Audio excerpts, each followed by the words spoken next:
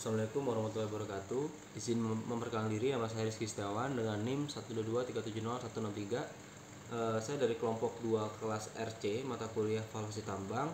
Di sini di minggu ke-13 kami melanjutkan kembali proyek tugas besar kami mengenai analisis investasi dan studi kelayakan.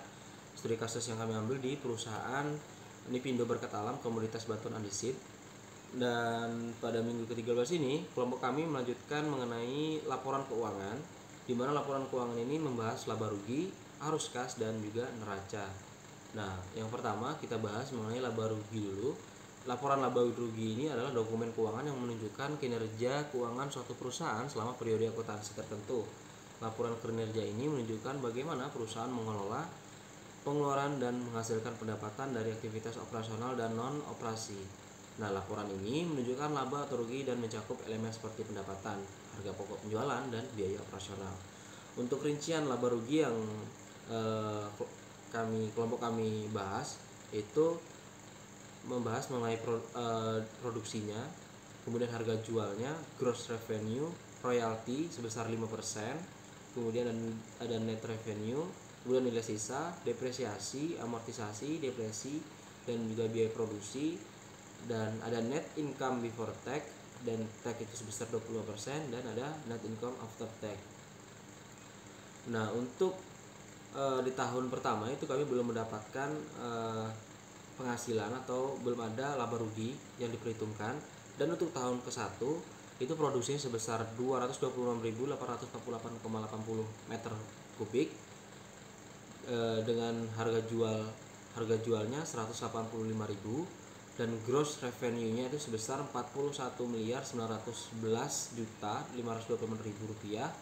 Dan untuk royaltinya sebesar 5% itu masih minus di 2.095.576.400 rupiah. Dan untuk net revenue itu 39.819.551.600 rupiah. Dan untuk depresiasi penyusutan alat itu sebesar masih minus di 2.607.830.010 rupiah. Dan untuk amortisasi minus di 125 juta. Depresi itu sebesar 5.429.315.342 rupiah. Dan untuk biaya produksi masih minus di tahun pertama itu sebesar 23.176.783.510 rupiah. Dan net income before tax itu sebesar 8.477.022.738 rupiah. Dan tax itu sebesar 25%, sebesar minus 2.119.255.684,50 rupiah. Dan net income after tax sebesar 6.357.767.53 rupiah. Di tahun pertama itu, di tahun kedua, tahun ketiga, tahun keempat, tahun kelima itu menyesuaikan perhitungannya.